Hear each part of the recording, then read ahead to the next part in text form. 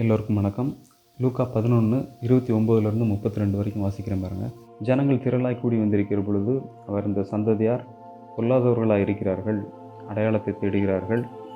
ஆனாலும் யோனா தீர்க்கதரிசியின் அடையாளமே அன்றி வேறு அடையாளம் இவர்களுக்கு கொடுக்கப்படுவதில்லை. யோனா நினிவே பட்டணத்தாருக்கு அடையாளமாக இருந்தது போல மனுஷகுமாரனும் இந்த சந்ததிக்கு அடையாளமாக இருப்பார். தென் தேசத்து ராஜஸ்திரீ சாலமோனுடைய ஞானத்தை கேட்க பூமியின் எல்லைகளிலிருந்து வந்தாள். இதோ சாலமோனிலும் பெரியவர் இங்கே இருக்கிறார். ஆதலால் நியாய தீர்ப்பு நாளிலே இந்த ராஜஸ்திரீ இந்த சந்ததியாரோடு எழுந்து நின்று இவர்கள் மேல் குற்றம் சுமத்துவாள். யோனாவின் பிரசங்கத்தை கேட்டு நினிவே பட்டணத்தார் மனம் திரும்பினார்கள். இதோ யோனாவிலும் பெரியவர் இங்கே இருக்கிறார். ஆதலால் நியாய தீர்ப்பு நாளிலே நினிவே பட்டணத்தார் இந்த சந்ததியாரோடு எழுந்து நின்று இவர்கள் மேல் குற்றம் சுமத்துவார்கள். பாருங்கள், இயேசு அநேக அற்புதங்களையும் அதிசயங்களையும் செஞ்சு கொண்டிருந்தார். தேவனுடைய வார்த்தையை அதிகாரத்தோட பிரசங்கம் பண்ணுறவராக இருந்தார் பாருங்கள். ஆனால் நிறையா வேதபாரர்களும் பரிசேயர்களும் இயேசுவை நம்பவில்லை, விசுவாசிக்கவில்லை. பிசாசுகளை துரத்தும் போது கூட என்ன சொல்கிறாங்க அப்படின்னு சொன்னால், பிசாசுகளின் தலைவனாகிய பெயல்செபூல் அவரை கொண்டு தான் பிசாசுகளை இயேசு துரத்துகிறார் அப்படின்னு சொல்லி சொல்கிறாங்க பாருங்கள். வேறு சிலர் என்ன பண்ணுறாங்க, அவரை சோதிக்கும்படி நீர் தேவனுடைய குமாரனாக இருந்தீங்கன்னா வானத்திலிருந்து எங்களுக்கு ஒரு அடையாளத்தை காட்டுங்க, அப்போ நான் நம்புகிறோம் அப்படின்னு சொல்லி கேட்குறாங்க பாருங்கள். பொதுவாக யூதர்கள் எப்படிப்பட்ட ஆட்கள் அப்படின்னு சொன்னால், எந்த தேவனுடைய மனுஷனாக இருந்தாலும் தீர்க்கதரிசியாக இருந்தாலும் அவங்க அடையாளத்தை பார்த்தே பழக்கப்பட்டவங்க பாருங்கள். செங்கடல் ரெண்டாக பிரிக்கணும், பிரித்தா நம்புவாங்க. வானத்திலிருந்து அக்கினி வரணும் அப்படின்னா அவங்க நம்புவாங்க.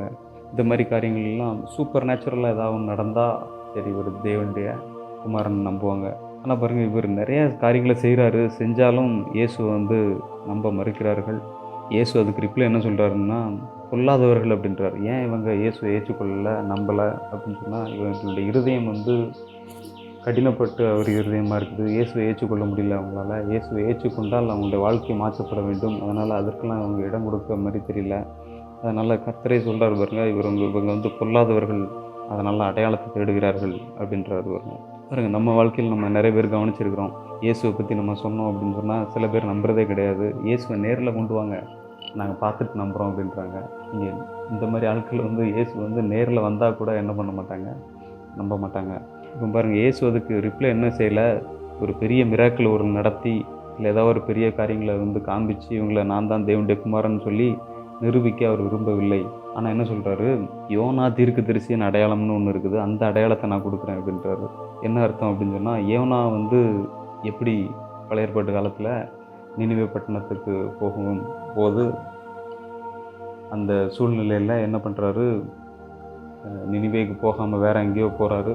போகும்போது மீனின் வயிற்றில், ஒரு பெரிய மீனின் வயிற்றில் 3 நாள் இருந்தது போல் மனுஷகுமாரன் இந்த பூமியின் இருதயமாகிய இந்த பாதாளத்தில் என்ன பண்ணுவார், 3 நாள் இருப்பார். அதுதான் உங்களுக்கு அடையாளம் அப்படின்னு சொல்கிறார். கட்சாட்டா என்ன சொல்ல வர்றார் அப்படின்னு சொன்னால், இயேசுடைய மரணம், அடக்கம், உயிர்த்தெழுதல் இதுதான் அடையாளம். நான் தேவனுடைய குமாரனாக இருக்கிறேன் என்பதற்கு இதை தவிர வேறு ஒரு அடையாளம் இல்லை அப்படின்னு சொல்கிறார். இவங்களுக்கு சொல்லும்போது அப்படி சொல்கிறார் பாருங்கள். அப்போ அதுக்கு அடுத்து பாருங்கள், தென் தேசத்து ராஜஸ்திரீ சாலமோனுடைய ஞானத்தை கேட்க வந்தாலாம். இப்போ சாலமோனிலும் பெரியவராகிய இயேசு இங்கே இருக்கிறார்.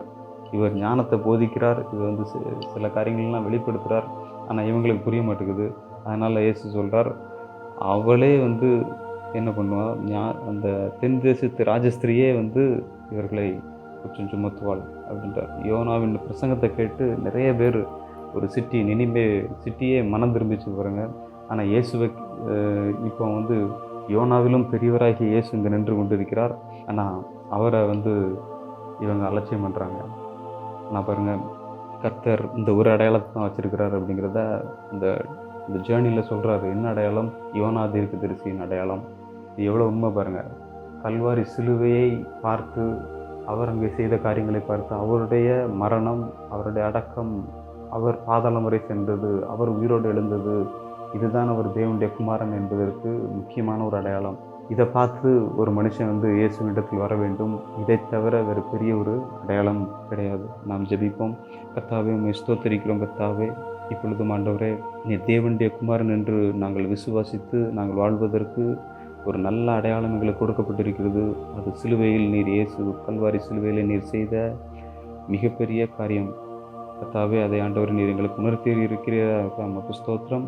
நீர் ஆண்டவரே எங்களுக்காக அடிக்கப்பட்டு எங்களுக்காக மரணத்தை ருசி பார்த்து அடக்கம் பண்ணப்பட்டதினாலே, எங்களுக்காக உயிரோடு எழுந்ததினாலே கர்த்தாவே எங்களுக்கு நல்வாழ்வு உண்டாயிருக்கிறது. இதை கேட்டுக்கொண்டிருக்கிற மக்களுக்கு கர்த்தாவே நீர் ஆண்டவரை விடுதலையை கொடுப்பீராக. பாவத்திலிருந்தும் சாபத்திலிருந்தும் ஆண்டவரே பிரச்சனைகள் போராட்டங்களிலிருந்தும் விடுதலை கொடுப்பீராக கர்த்தாவே. இந்த காரியங்களை எல்லாம் அறிந்து கொள்ளும்படி உதவி செய்வீராக. ஓ ஸ்தோத்திரம். யோனா தீர்க்கதரிசி எப்படி மீனின் வயிற்றில் இருந்தாரோ அதே போல் இயேசுவும் எங்களுக்காக ஆண்டவரே பாடுகளை ஏற்றுக்கொண்டு நீராண்டவர் பெரிய காரியங்களை எங்களுக்கு செய்திருக்கிறபடினால் நமக்கு ஸ்தோத்திரம். இதை உணர்ந்து கொள்ள ஒவ்வொருவருடைய இருதயம் ஆண்டவரை திறக்கப்பட்டும் கர்த்தாவே. இதை கேட்டுக்கொண்டிருக்கிற ஒவ்வொருவருக்கும் இயேசு குறித்த அந்த வெளிச்சம் உண்டாகட்டும் கர்த்தாவே. நீரே தேவனுடைய குமாரன் என்கிற காரியம் ஆண்டவர் வெளிப்படட்டும் கர்த்தாவே. நீரே பொறுப்படுத்திக் கொள்ளும் ஆசீர்வதியும். இயேசுவின் நாமத்திலே ஜெபிக்கிறோம் பிதாவே. ஆமென்.